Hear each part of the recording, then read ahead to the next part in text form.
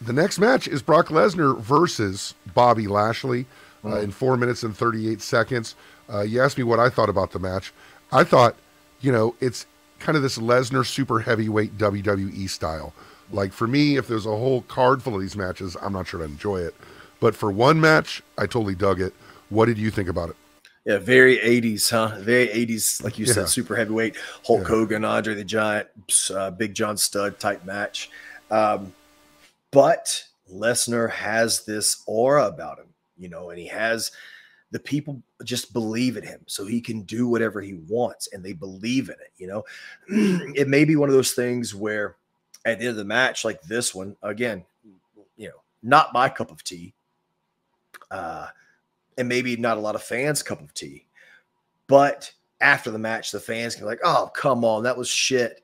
But then the next time Brock comes out, they don't care. They've forgotten about it because Brock has moved on from being a guy who can just have great matches. He's got such an aura about him. That's the price that a lot of wrestlers pay for just being known to have great matches. Because if you're just being known to have great matches and then you don't have a great match, it kind of kills your aura.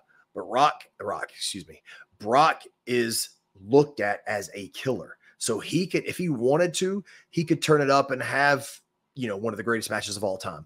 Or he can go out and have this match because they're probably building to a bigger story and it doesn't hurt him at all because he's already got this built-in equity. And that's what a lot of wrestlers want. That's what most wrestlers want is to finally have in some built-in equity. It's a lot like those 80s matches, but it also moves a lot quicker. Yeah. It's just move. And Lashley is totally believable.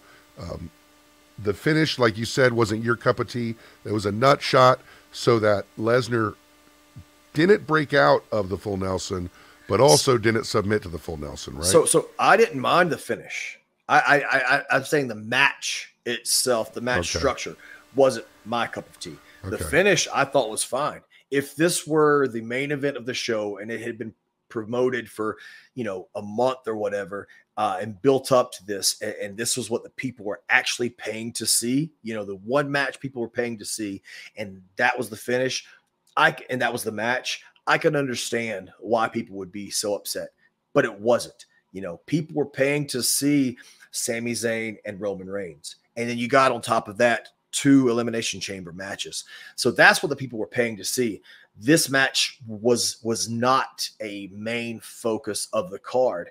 So I didn't mind the finish at all. I thought it built Bobby up, who had him in his finisher, and Brock, just being a shitty heel, kicks him in the balls, and it's a DQ. So I didn't mind the finish at all.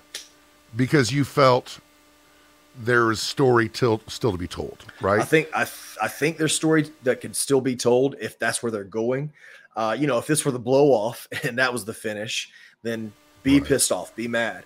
But people don't know where things are going yet, And so until you find the end, because of a journalist, people think every match has to finish with a definitive winner and a definitive loser. That doesn't always happen. Even in MMA, that doesn't always happen. In boxing, that doesn't always happen. So,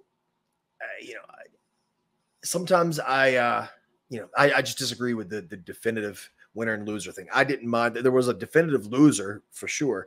And that was Brock.